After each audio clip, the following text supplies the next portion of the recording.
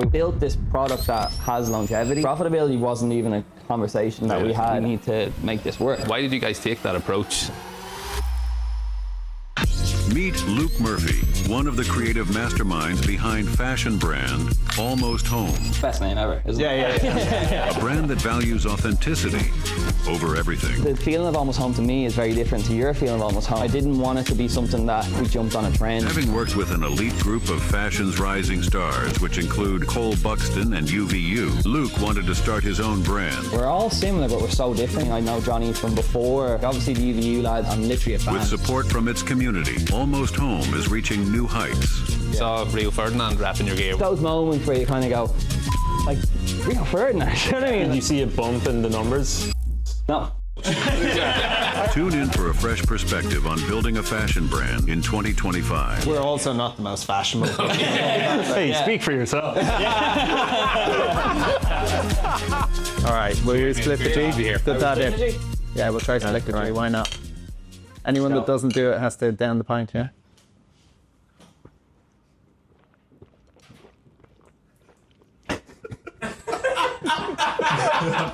Nice. Can we get a replacement for Jack? No, look, seriously, thank you for coming on here. We're all big fans of the brand, of All About Your Gear. Love to hear more about the origin story of Almost Home and, I guess, what got you into fashion? Yeah, it was so, like, again, it was so, I suppose it was so organic how it grew, because I first met Diego back in maybe 2017, and he was a model, I was a photographer, and he always, I actually remember, like, we would have, after our first shoot, hung out, like, because like we said, in Dublin, sometimes it's hard to find like-minded people or whatever. I would have gone over to London for weekends and just trained, and like he was into shopping, and kind of like, you don't even say that in Dublin, do you know what I mean? He was into shopping, he's like going looking around, you know what I mean? It's like, Imagine turning around to your mate. Yeah. We go shopping. Yeah, we go shopping, yeah, like we just hang, like we hang in London. Yeah, and we did that, and like, so there was a friendship there, I suppose, and then we were it was back in 2018, we were on a flight to Miami, and I remember this, like, it was a long trip, and yeah, I turned to Diego, I was like, what is that thing he used to have on his Instagram bio, Almost Home? And I was like, what is that? Like, what's the story with, like, because you've seen his profile, like, I was like, are you getting paid or something to have that there? He was like, no, I just like the feeling, and I was there going, there's definitely something in that. Like, you know what I mean? And you kind of go, like, I was like, I get that feeling. I was like, I understand. And I think that's where I suppose we originally sort of went, oh, we should maybe see if that is a word that hasn't been taken yet. Because in a world of today, it's like, yeah, great, good luck trying to trademark that. Yeah. And it was. So yeah, it went from that to me going, oh, I can do this bit and you can do that bit. And I went back to the Diesel, and I had a really close relationship with those guys. And I was like, kind of a Dragon's Den sort of moment where I was like, look, we have this, and like, I think I can bring this to it, and Diego can do that, and like, it'd be, are you in? And he was like, okay, yeah, I'll give you a go. Yeah, it's amazing. Yeah. So did the Diesel crew come in as investors with you and stuff? And I think at the time I didn't realise how important that was. And it wasn't even the money. Like, because to me, like, looking back on it now, it was like you have a family that have this vast experience in, like, I think it's 20 or 30 years experience in doing what you're trying to do. And they are able to kind of go, like I said, the Dragon's Den thing of like, okay, well, if you have problems here, this is what you do. Or like, you know what I mean? And I think from day one, having that was like, yeah, you couldn't. Massive. It brought a level of professionalism. Yeah, and pressure. But yeah, but that was the thing. I think that, like, me and Diego, like, I think I was 27 at the time, and I was kind of going, like, you're either in or you're out doing this. Do you know what I mean? If we're going to do it, that you're gonna give it a shot. And I think it turned it from being let's just try and make some t-shirts into, like, we need to make this work. Do you know? And we spoke about this earlier. I think pressure sometimes can bring another thing into what you're doing. Yeah, that's is that a short? It's a much better story than our three. Go on, tell us. We stood around the board, drinking apples, Brett staring at each other. It's like, are we going to do this? Are we going to do this? Do what? It's funny. We talked kind of about doing things together multiple times. Like, you're talking about going back years, you know, you're shooting the shit and all that sort of stuff. And I remember three of us were sitting there outside the bar. We were all kind of looking at each other going, which of us is going to actually say, are we actually doing this, lads, or are we not doing it? Who's going to say first, like, are we? And that night, I remember being like, we were like, are we doing this? Yeah. Are we Did doing we- it? Yeah. You ready for this? Okay, cool. It was like a game of chicken. No one will be the first to say it gets shut down. 100%. I think like to go back to almost home, I never realized how much you're putting yourself out there. First of all, in doing something, I always was kind of like, I'll do the background stuff. Diego looks great, and he has the creativity that like he can just push it and sell it, and I'll just do the work that needs to be done in behind. And then suddenly it's a year of working, and you go, okay, now we have to tell people we're releasing this, and it's like, oh, I'm gonna have to tell people as well, and it's like that. Tell me about it. Yeah, We were the same thing. We were like, look, we'll do the back end thing. You need as a front end thing. Perfect. We actually had a sweet deal, which was Jack, you're the front man here, myself and Joe in the background. And then on day one in the office, like, we're doing content, the three of us. It's like, I never agreed to that. Here I am. yeah. But I suppose that's the fun of it, isn't it? Like, I think, like, I like today, obviously I was saying to you, like, this is the first time I'm speaking about Almost Home, but I've probably wrecked about 85% of my friends' heads talking about it all the time. Anyway, do you know what I mean? So it's like kind of not, like, there's nothing really... At least you're talking about fashion, not software. Yeah, midnight, the lads are like, will you shut the hell? We've heard enough, all right? But it's interesting to hear you talk about taking that leap, because like, we know a lot of people in the software space, the ecom space, and it's so easy to just have your day job, you're getting your salary coming in, but like you do need to take that leap at some point. I think I've realized that I'm driven by like creating things, like new things. And with Diesel, for example, we probably reached a point that I felt like what I would do wouldn't necessarily change a massive amount in the business. It's a you know what I mean? It's a big business. Yeah. But with Almost Home, and even like the Cole Buxton and UVU lads, being around people like that, where you're kind of going, like, they're making a massive impact in this small market, and that gives you energy. Do you know what I mean? And I think that was the thing that, I mean, I know Johnny from before the Cole Buxton thing was as big as it was, and I remember just the enthusiasm he had behind doing something, and I was like, I think was probably lacking a little bit of that in the bigger sort of pool. Confidence and enthusiasm that you don't have necessarily here in Ireland, though. Yeah. That people abroad, certainly in the US, have, but in the UK a little bit as well. Yeah. Just to kind of back yourself to build something, you know? But it's the circles as well. Like, we did a pop-up with UVU last November, and like, aside from the fact that that's a rocket ship, and like they have such a good visual, and 80 has an amazing direction, and like it's going to the moon. Like, I'd rather work there than Nike, from, do you know what I mean, from what he's doing. Yeah, I agree. But the people around them, like, he brings, like, we did this store in Spring Street last November, and like you had an amazing photographer that was like up and coming in London. You had an amazing artist that was like, you know what I mean? You kind of create this thing where people are like those like growth mindset people, for example, are drawn to these people, and I think that's probably the biggest like pull to being around those people is. It's funny that talking about that, doesn't matter if it's brand or whether it's software, it's all about getting the best people. And if you can get people who are young, up and coming, enthusiastic about it, to believe in what you're trying to, the vision you're selling, like, things take off. They really, really do, you know.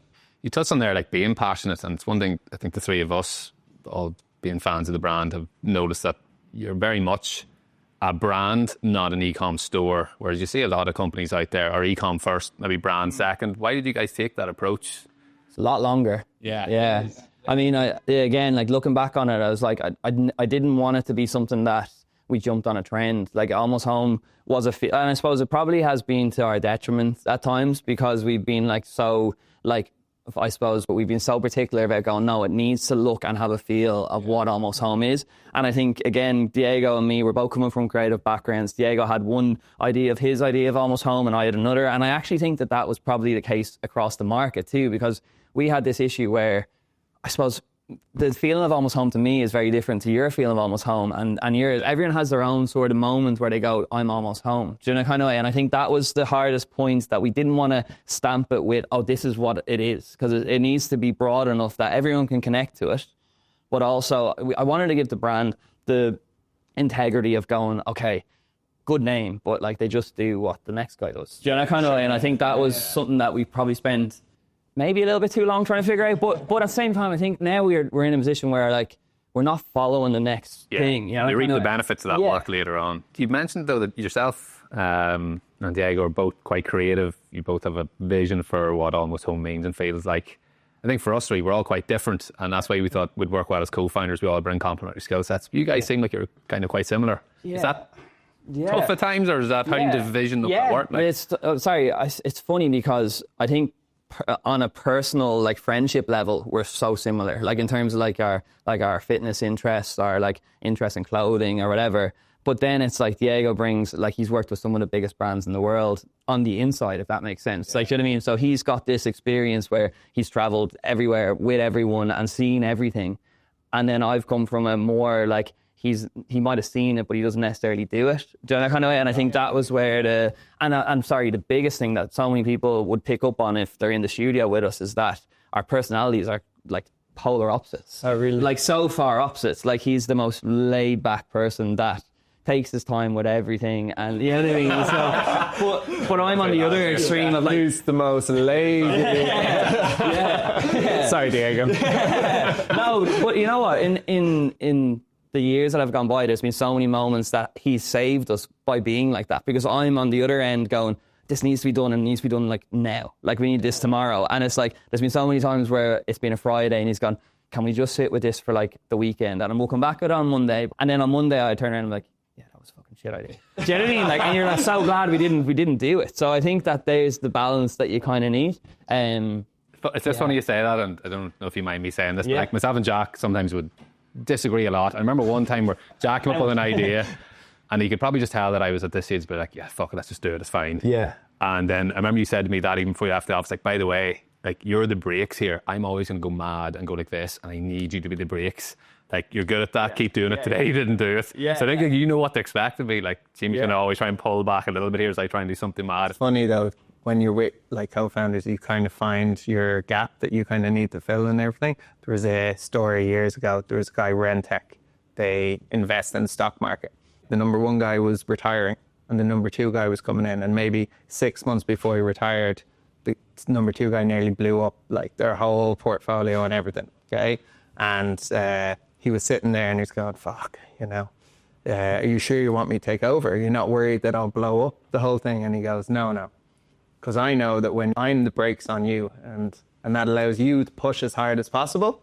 He goes, I know when you're in my position, you'll be the brakes on whoever is the number two there. You better. And you're just checking. Yeah. But it's funny that, you know, the dynamic changes depending on who you're with. And you all find like who's going to push the most, who's going to think the most deeply about it, who's going to, and we do a lot of that. So we do, you know, it kind of goes like an idea comes up and then it's like, here, that's as far as I can go with that. And we have to pass it off between us. And eventually it ends up with Joe where this idea that we think was great. Says that was so stupid. Either so stupid or he comes back with an idea that's way better and not really resembling what we gave it to, but we feel great about it. I read a thing, Rick Rubin, I love Rick Rubin, and he said something where in a collaboration, it's not always that if your idea is the one that's picked. It's like if the right idea is picked, then everyone wins. And it's that thing of like, but it's nice to have three people in that sort of scenario where you kind of have one person to try play the middle. I suppose sometimes we didn't have that. That's tough when it's two on one. Yeah. Especially when it's artistic, because there's no right answer. It's like, you know what I mean? It's kind of like it's personal preference. And you also have a strong brand, which I guess in that sense means that if you disagree on the direction or the creativeness, because it is quite strong, like colourful. Yeah. Which you mentioned even earlier, like most things nowadays are black, white, grey. Yeah. And that's kind of what we're Off-white. Off-white. Yeah. These are new colours, like. These are like colour palette, and like that, I think would be divisive again if you had two people that weren't aligned. Yeah, I to be honest, Diego is the colour master. Like he does again that time that he has to like sit with those ideas. He does come back, and you're kind of going, "Oh, that was sick." And it's like, what would you call it? It's innovative. It's not like. For me, I've obviously come from quite a commercial background, and like you said, it's like you just go out and you go shopping and stuff. A lot of the time he'd have actually drawn things that he wants to make, you know what I mean? Which is like, it brings, I think, again, like you said, it's been a differentiating thing that I feel like we've now in the last, since we started, have tried to do something that isn't the same as everything else. And that was testing at times, yeah. Did he draw the logo? the actual hand. Or- Do you know the funny story about that is that was when I first went to London, and we had originally been like, okay, we're going to do this, and we went to a coffee shop, and I suppose it's where the two of us kind of balance each other. We sat down, and I was like, right, what do you want it to be like? And he was, well, I draw inspiration from like architecture and the feeling of coming home, but I wanted it to be childlike because it's nostalgic, and I wanted it to be something like maybe, you know, if you were to like give someone an architecture building would then be 8 years old, and he just drew something, and I was like, that's it, like that's perfect. And I think Diego probably in the past would have sat on something for 6 months, a year, and maybe would have had 7 or 8 really good ideas, but you have to pick one. Do you know that kind of way? You have to go with it. And that was that was that logo. It was literally went home, we drew it in vector, we added a few bits of pastel colors, and it's still the thing. But it was like, that's kind of the balance of maybe I was a bit quick to say yes to the first design, but it was that thing. It hit everything that he wanted it to hit. So yeah. It's funny, we probably, because it wasn't a consumer brand before Wayflyer, we never thought about it. I think we got an engineer to just stitch together fine domains that were free, and we just picked one, like number 17 in the list. And I remember going to pitch it to investors the first time, and I came back and I was like, this is the worst name of all time. No one can spell it. Okay. No one knows what I'm saying. Yeah. They're like, Wayfarer? Like, it's a massive business. They're like, I don't understand what it is. It's Ray-Ban. Is it a Y? Is it a I? What is it? And at the start, I was like, oh, this is terrible.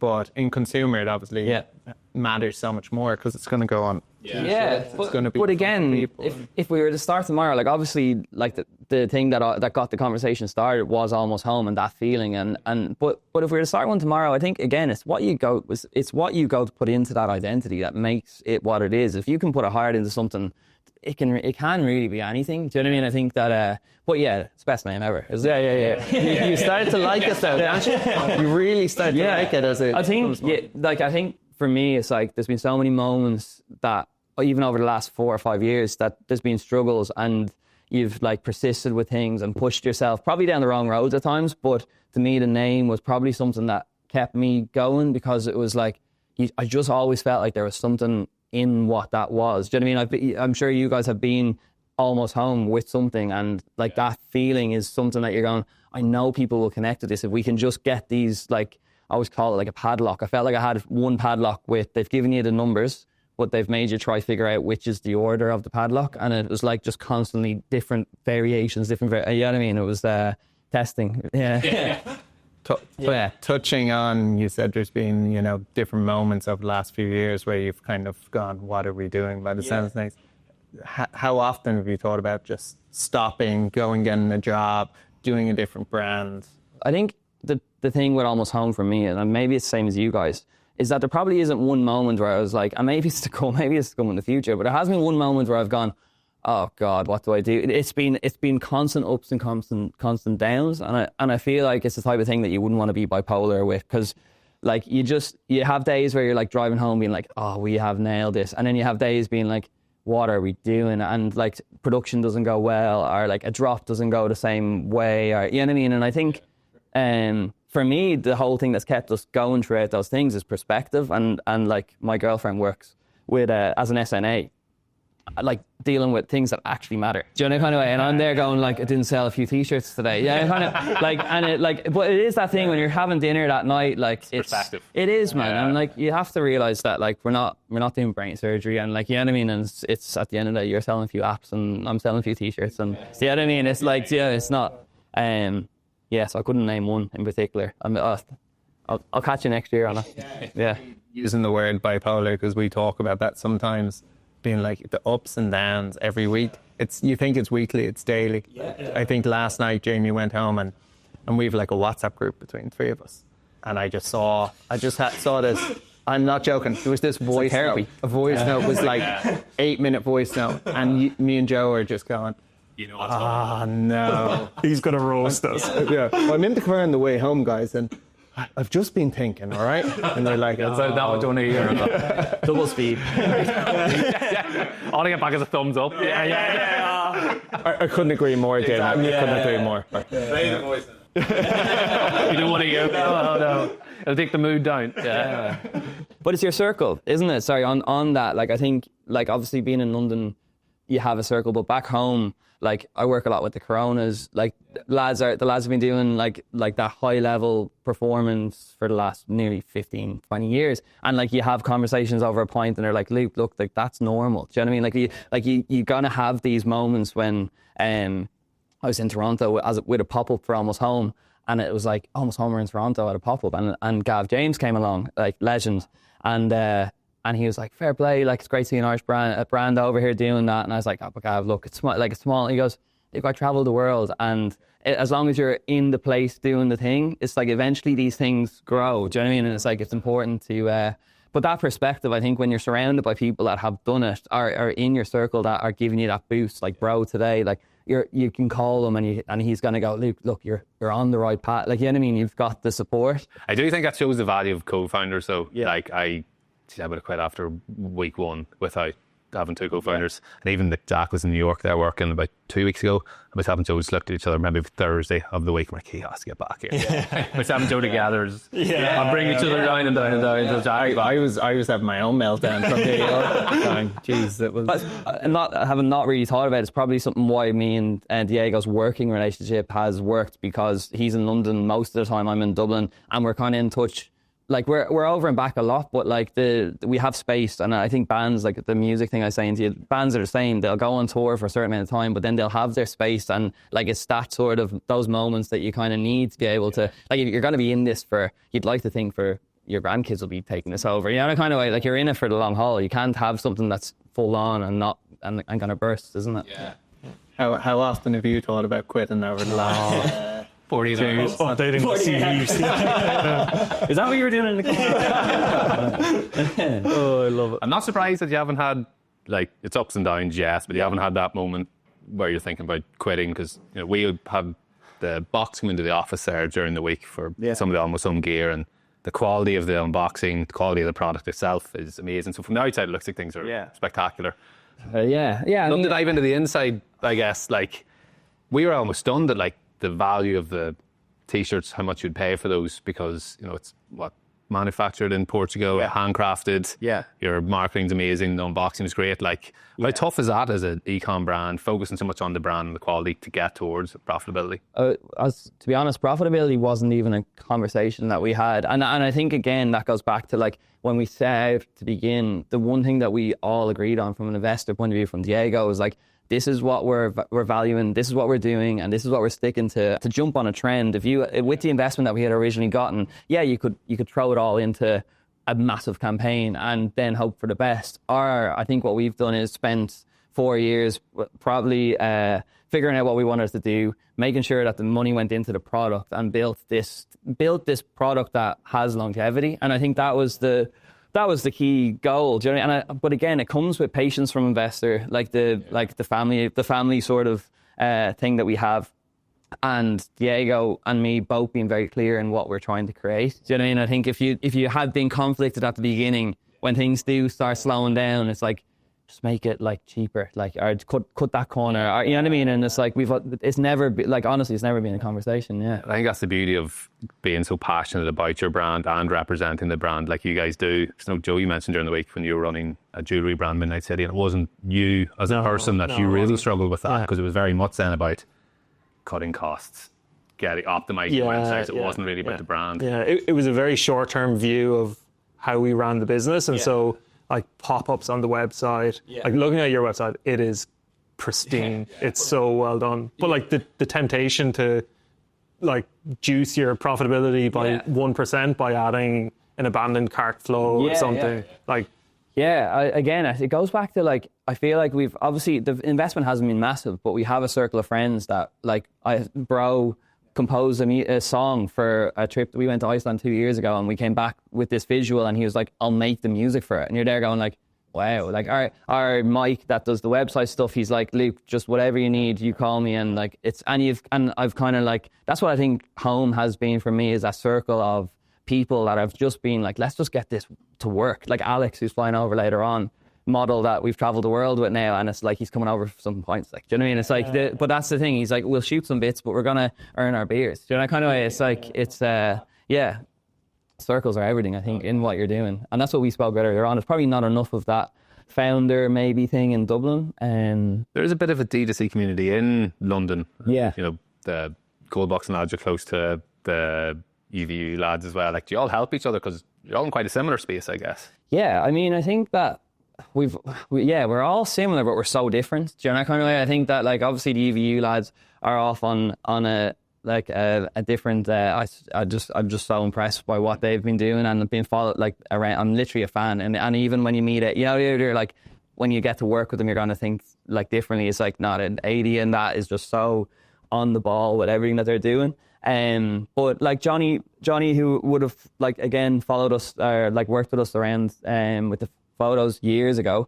It was 2 Christmas ago. I was in London and I was like, I just need help, and he was like, drop round to the studio, and like again, it was that thing of like, here's a roadmap. Like, this is what you need to. Do you know what I mean? Like, just pointers where, and then you go for a pint, and it's like, yeah, and you kind of go, okay, it's fine. Like, these guys have done this too. Do you know that kind of way? And it's like, sometimes that's all you need is that little bit of encouragement to go, look, this might be a little bit of a slow point, but once you've done this, then this will happen, and then once you do, you know what I mean? And it's like, I'm sure you guys have had that experience. It's just you're on the right path. Yeah. Everything is fine. Yeah. You're on the right path. Yeah. Stick at it. It's worth the flight. It's worth it. It's so funny, isn't it? Something so simple, but you know from a founder's perspective, they've been through that little bit of hell that you're going through, and it's fine. Do you know, kind of weird as humans, like, it's the most reassuring thing to hear that someone else has been through the crap you're just currently going through. Yeah. When you think, I can't believe we're in this position, like, it's done, and someone's like, well, no, I was there 6 months ago, and I look at us. Yeah, absolutely. And those lads have been great for that. And likewise, like, I loved being able to do my thing, but also jump into what they're doing, and you know what I mean. And you feed off each other, and it's great. But then, like I said, you come back to Dublin and you have the lads from the Coronas, or you have like, you know what I mean? Everything is like, it's about trying to, I suppose, make the most of the circles that you're in when you're in them, type thing. Why do you think, out of interest, UVU is blowing up as much as it is? Do you know, is it the, yeah. Well, it's literally the trendy thing to do now, isn't it? Run. It's like, I think, again, like when I knew UVU, it was a calisthenics based brand. Not everyone can do a muscle up. You know what I mean? And now they've pivoted, and to be fair, this is the thing, I actually sat with Adi before and I was like, how do you sit looking at all these brands jumping on this run club? Because that was the founding, like, in my opinion, it was the founding run club. Do you know what I mean? And it's like, it's hard when you're the small guy and you have like the H&Ms and, you know what I mean, you have everyone doing it, but it's like I think he struck gold from the point of view of like picking something that everyone can do, creating a culture that everyone can get behind. Like, you don't need to advertise running. Do you know what I mean? It's like, and then his execution of visuals has obviously been something that's just, I suppose, made it different. Do you know? And I think that's the thing, that maybe people think that they can do what he's done, but they can't actually do it because of a few different points, but mainly visuals. Do you know, kind of, it's those underground kind of clouds in the background, maybe a bit of mist and rain. You know, the lads all together, kind of visuals that you get wherever it is, that just comes through so strongly, doesn't it? It makes you go, I want to be there as well. And the name as well. Like, we go back to Almost Home, but like, you versus you, it's such a strong name. Like, you know what I mean? It's like you really are like creating something that everyone can go, that it, I resonate with it. Yeah. When you do that, I think, and then back it up with the way that they've backed it up, it's like that thing of like, it's a perfect example of what you shouldn't probably look at when you need to scale, because you look at things going, we need to advertise. Like, well, they don't advertise. They don't need to advertise. They do it. Yeah. It's funny, Nike this week obviously got rid of their CEO, who they brought in, a data guy from Silicon Valley, had never worked in Nike before. They never did, tried to go super online and everything. And I think the company lacked innovation and everything over the years. But I remember seeing a story years ago, Phil Knight, talking about what Nike was, you know, and he got everyone in the crowd to stand up.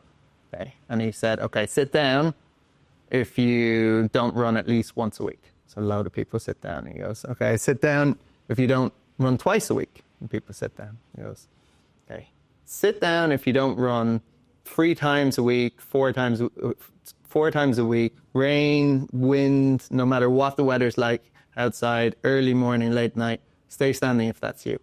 And people are standing. He goes, that's who we are. He goes, just doing it is not about It's not about the athletes. It's about just getting out and doing it. He's like, we're the guys under those lampposts that are sitting there cheering you on as it's like 6 a.m. before you go to work and you're out running in the rain and everything else. And he goes, that's what like Nike is. It's not about not about winning. It's about doing. It's like the just do it. There's a good one where they say Nike isn't a clothing brand, it's a marketing company that sells clothes. It's just the truth, like they've managed to do that. But your man has gone from intern to CEO. Exactly, yeah. But they brought him in because they seem to have lost it over the years, that focus on like innovation and what they're trying to do. And you've seen like Hoka and On and all of these brands up and coming kind of takes huge market share off them. So it'll be interesting to see, you know, how they compete, what happens. On the UVU stuff, you said like, they don't need to advertise. They have a big community. Like they're obviously absolutely crushing it. From your side, though, like what are the tactics for Almost Home now from a growth perspective? Like, what are your focus now for the next season? I mean, I think that, like I said to you earlier on, we sort of spent a lot of time trying to figure out the voice and like obviously the story, but I was saying it was quite broad, and we were trying to like define it to not be so abstract, but for people to be able to relate to it. And now that we've kind of found those layers, I think it's just about being able to consistently create that high-end sort of visuals and like try to get a manage of our production line, because obviously that's like, I don't know if I told you this at the beginning, but the very first drop we did, I think we sold it out in the first day, but we had a hoodie that we'd spent, it must have been the guts of a year trying to develop. And I remember going for lunch the week before of dropping it, having lunch, got a mark on it and went to wash it, drove to work about 2 or 3 days later, and I put my hand on the steering wheel and the sleeve was up to my elbow. And I just was like, you know, when you initially go, that can't be right, so you pull it down. And all that day, I was just constantly pulling it down, being like, just did not want to accept that this was a thing. Do you know what I mean? But it was. The factory had not pre-shrunk the fabric, and it was the week before we were supposed to release, which had taken already a year to develop. And I think that with Almost Home, it's been that problem of like, we've had stuff, we've dropped it, then we've had to wait a long period of time to be able to drop it again. For me, going forward, it has to be that like execution of campaign imagery, of product, but also getting the product in and being able to actually sell it. Like, I know it sounds so simple, but that's been Robbie will tell you, he's starting. What's your new brand, Robbie? I haven't shrunk them yet, but I will not be making the same mistake you did. Yeah, I mean, but again, like we were chatting earlier on, like you go through so many stages to get the product in. Like we wash test, we'd like go through all the tech packs. Everything would be like by signing off on it. You've done all those tests. It was actually just in production. This was skipped. Wasn't you know what I mean? Yeah. So just thank God we didn't release. Like there's been times when we've got the stock and had to ship it straight away. Like we had a bit of a window that we spotted it, because that would have been like before it even had started, you'd be finished. You know, anyway, it's like, and you already find with it. I don't know about you guys, but with Instagram, I find that you're an Instagram brand. No matter how much you want to think that you're not an online Instagram brand, you are, and you're kind of in this pool of how many other Instagram brands, and your goal is to try to get out of that little pool to go. But if you get a hoodie that shrinks, you're back into that pool of Instagram brands. Do you know what I mean? It's yeah. Have you tried anything else outside of Instagram, like influencers, which I know most is on Instagram, but we saw Rio Ferdinand repping your gear. Was that organic? Rio is a funny one. Like again, it's that ups and downs of business where Diego would be like, relax, make sure it's actually even him, first of all. Do you know what I mean? Like, honestly, because after I was sitting in bed on a Saturday morning with Leah, and Rio Ferdinand pops up on Shopify as an order, and I'm going, this couldn't be actually Rio Ferdinand. Like, and it's a bot, like he's paid for it. It's a chance it's him. I was like, fuck, we'll throw in a jacket just in case. Like, because he bought a cardigan, and I was kind of going, do you put in like a couple of t-shirts? Like, you're kind of going, okay, let's just take a shot and throw in our piece. And 3 weeks had passed, like nothing. And I heard these stories of like people in LA putting down like Kim Kardashian as their like shipping address so that they get loads of free stuff sent. So I'm there going like, yeah, there you go. Yeah, little trick for you. But sorry, so 3 weeks have passed and I've completely forgotten about it. And my brother-in-law is on the way to our friend Josh's house and for Champions League final. And Connor sends me a picture into the family group being like, Luke, you're not going to believe this. And I was like, open my phone. And I swear to God, it's like, it couldn't have been on a bigger day. And you're there going like, first of all, I was kind of like, I didn't believe it. Do you know kind of way? Like, you're kind of going, is this actually? But it was so nice when my parents showed up about 20 minutes later with a bottle of champagne to the house, and like my sister had organised it. Oh, it was lovely. Like, but it's like those moments where you kind of go, fuck, like Rio Ferdinand. You know what I mean? Like, it's a big one. Did you see a bump in the numbers? No. Nothing. Yeah. But that's the thing again, where I, like, completely honestly, like, it wasn't even about, to me, it was more about going, this is a long-term thing. Like, I don't know if people watch Rio Ferdinand for his fashion. Do you know what I mean? But he's wearing it on the Champions League final. It's cool. Do you know kind of way? You're kind of like enjoying the moment. And it was a huge logo. I was there going, it couldn't have been a bigger. I was going to say, it's so obviously you like. Yeah, oh, it was great, man. Yeah, I was sorry. On Instagram with just it was the order ID beside it. I was like, that's clever. Yeah. She was just organic. Like, it was Chris. No, absolutely. Like, it was like, and at the time I remember going, like, first of all, you don't want to, again, I'm sure you guys, when you're doing your thing, like, obviously it's a great face put behind the brand, but then you don't want that to be the only one that does it. And a part of me was like, okay, maybe for my own personal page, this is a moment that I'll enjoy, but like, you'd like to think that you're going to have this all the time, and you don't want Beckham going onto your page being like, oh, they're just going to fucking post a picture of me if I buy something. Yeah, that kind of way. So you're like, you're trying to play the longer game of going, like, keeping the Instagram. Yeah. As much as I haven't now. Yeah. It is funny though, Champions League final, clearly wearing your brand clothing and not seeing a bump, like, not questioning the impact influencers have, but like, that's as organic as it comes, and you just expect more from that than a paid partnership. Yeah, I mean, I'd love to know the cost of actually doing that. Yeah. Oh, geez, we'd be out of business. Yeah, I can imagine it being like, I don't know, what's the airtime for Champions League final, Robbie? You'd be I'll let you know when I find out. So, yeah, but no, well, sorry, I mean, I think there's been a bit of a wave of a number of things happening. I think that's what almost home, again, being that online retailer. It takes a lot of time and people to trust something to actually go and invest. I don't know, you see, you guys haven't come from a clothing background, but the way we have found it is that you'll have someone that will, be interested in the brand, they'll follow it, they'll like things, but like the stage to convert is what it's like, it's way further down that. Like, it's not like a steady, you know what I mean, for what we're doing. As a serial purchaser, it's getting you'd have been straight on. You follow it and then follow it for a while, and some gear comes out and you're on the email list, and then you see like autumn winter drops coming.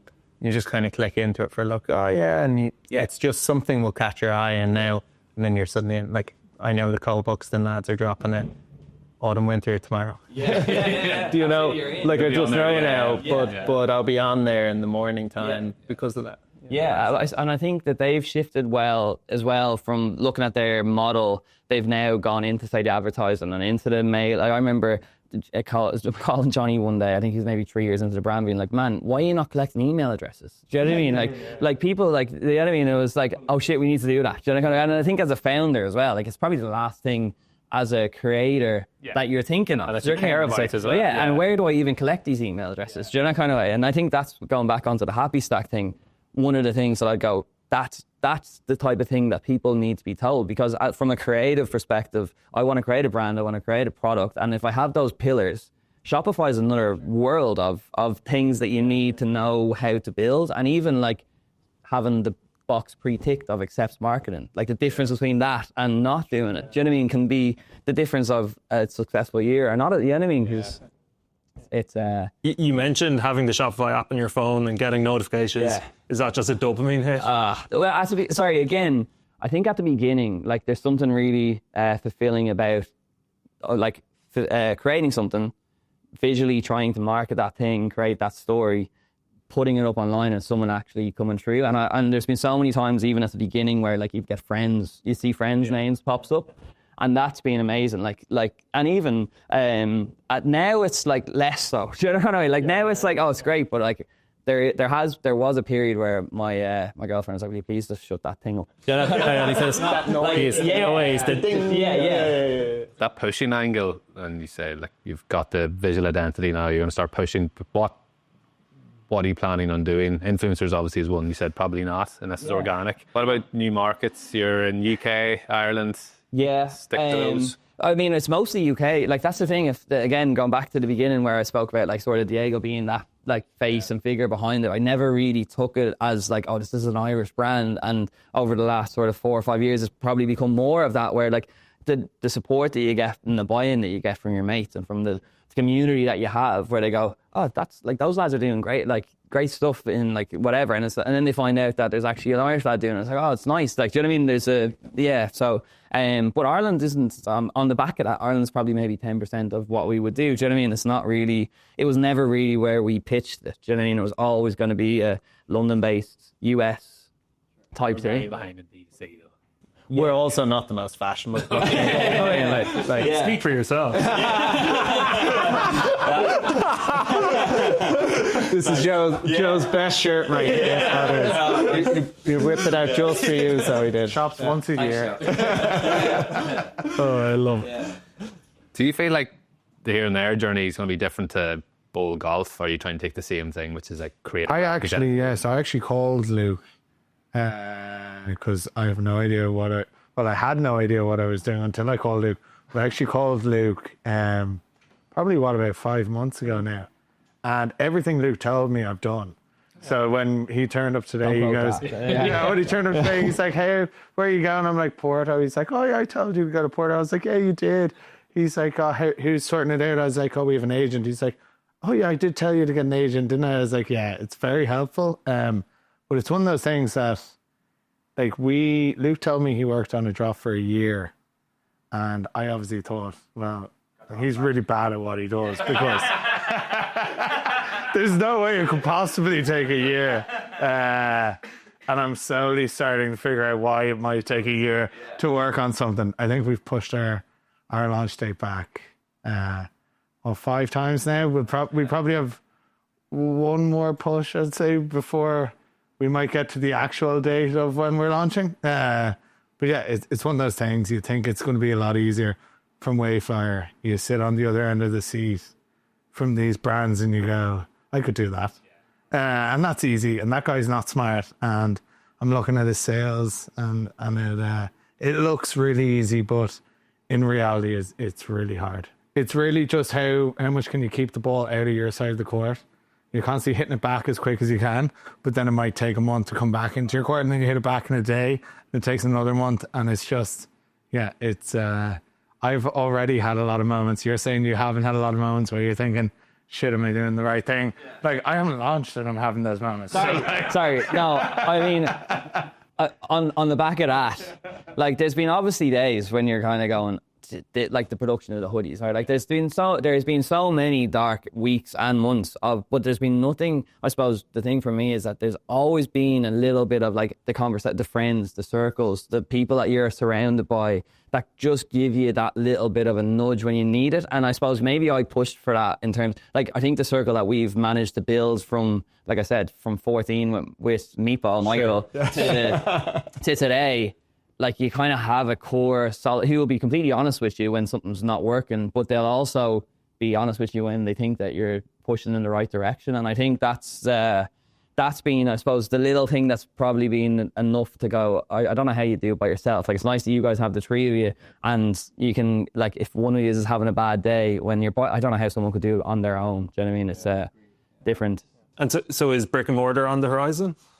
I mean, I don't know. Like, if you look at ALD, like, you changed your T-shirt nicely. But, like, they're the perfect example of probably a brand that scaled the right way. Like, I think, to be honest, it's about efficiency. And you can see brands now scaling back in bricks and mortar, but they keep them in the key places. Do you know what I mean? I think where ALD have done that well is that they kind of have they're an online brand, but they have their New York story and they have their London story, and it's nearly more of a story than a store now. Do you know that kind of way? It's a gallery. Like, it is a gallery. You know, Luke was there 2 weeks ago. 2 weeks ago, and like, interesting experience. It's beautiful inside. Like, you go up to the door and they go, oh, we'll take your number. You can come back in 4 or 5 hours, you know, to get in. Yeah. You go into the store and everyone's walking around. They're going, hey, mate, great to have you here. Yeah. You're like, are you working here? Or are you just still here? Do we know you?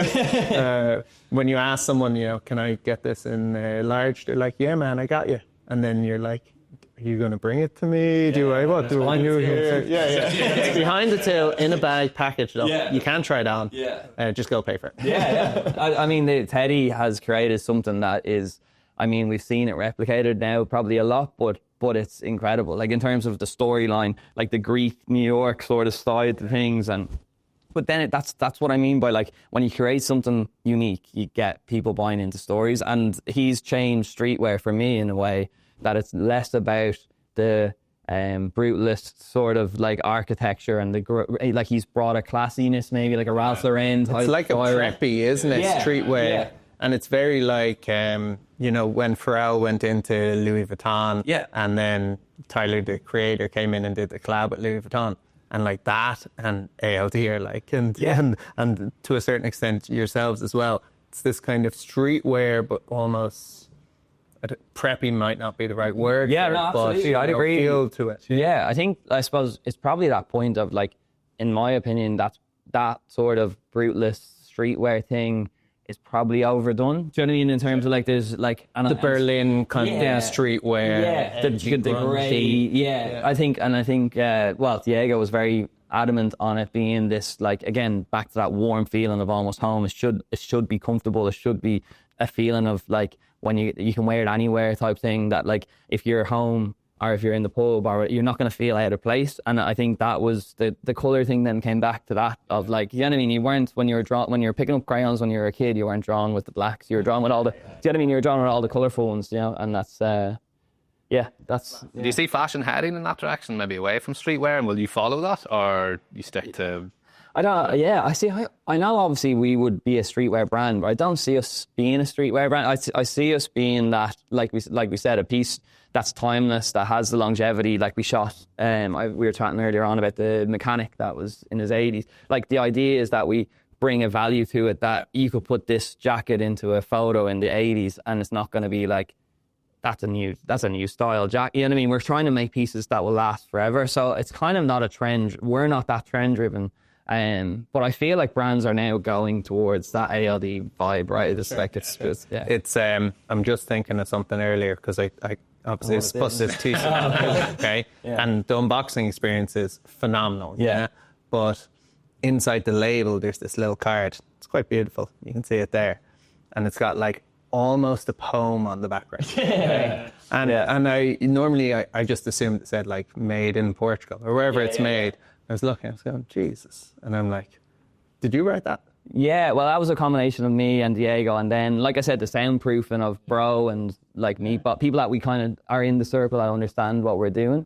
But yeah, that was... But the amount of work that goes into like putting that detail onto something that small that goes inside a label, inside another label, that hangs off a t-shirt that goes in a box. Honestly, 1% of people are going to actually see and read. But when you do read it, it's like you've obviously defined the brand on the back of it. It's unbelievable the detail you've put into it. I mean, again, it goes back to day one of, like we said, we weren't going to cut corners. We have this slogan where we say buy good things and own them for a long time. And that was kind of the, like, I wanted it to be that experience of when you put it into the washer, you find different things and you go, oh shit, like those lads thought about fucking everything. Do you know that kind of way? Or like, I can't throw this out. Like that piece, like when we were originally designing stuff, it's like, how can we make everything, like the poly bag, something that people won't want to throw out? Yeah. And that was our way at the beginning of being sustainable, because we're like, if the box, and it's funny because my girlfriend's friends are always ordering almost home, and they're always bringing me back the box to be like, do you want the box back? And it's like, because it's so nice, and they're like, I don't want to throw it out. Do you know that kind of way? And it's that thing of like, if you curate things that will, like, to me, that's the best way of being. Look, we're not going to end the greenwashing sustainable route, but for it to be something that you kind of go, oh, I'll hold on to that. I'll use that as a wash bag or whatever it is. Like that was the idea from day one. Yeah, it's beautiful. It's isn't it? And you feel you wouldn't feel too bad throwing it out, so you don't, in a way. Yeah. I also think in an age where e-commerce, like Temu, Shein, all of these massive companies are popping up doing fast fashion. Like it's the attention to detail that actually makes you stand out. You don't want to be like, like the standard is so low. Yeah. I think we have only a few minutes left here, so a couple of last questions. I think one would be, what's something you know now that you wish you knew when you started the brand back in 2019? I think trust your gut. Like I think a horse drawn by too many people becomes a camel. and it's like that thing of like, if you really believe in something, just back yourself. And we've probably taken a little bit longer, because when things are taking a little bit longer, you tend to listen to people. Yeah. And then that advice sometimes it works, so people have their best intent, but I think, yeah, trust yourself and trust what you're trying to do. Robbie, remember he told you 5 months ago to do a load of stuff? Yeah. Don't do any of it. I'm back in that animal. You've drawn that home. Yeah. Oh, I love it. And then last, what do the next 12 months look like for Luke Murphy and Almost Home? I'd love to see Almost Home become that like emerging brand that becomes in the culture and is respected for something that's original and unique and it has a bit of a heart and integrity to it. And so in adjacent to it growing, I wanted to grow with that integrity. That would be, and that's me as a person too. So yeah. You represent the brand. Yeah. And a collab with Bow Golf, obviously, somewhere in there. We'll talk. Yeah. All right. Is that it? Pleasure. Yeah, thank you, mate. Very much. Thank you. Yeah, Loved it. thank you for that. Yeah. Really good. Yeah, it was fun. Thanks, Robbie. Great fine point. Great points, yeah. Cheers, Davey. Thank you, Ian. Thank you, Dylan. Appreciate it, lads. Thank you.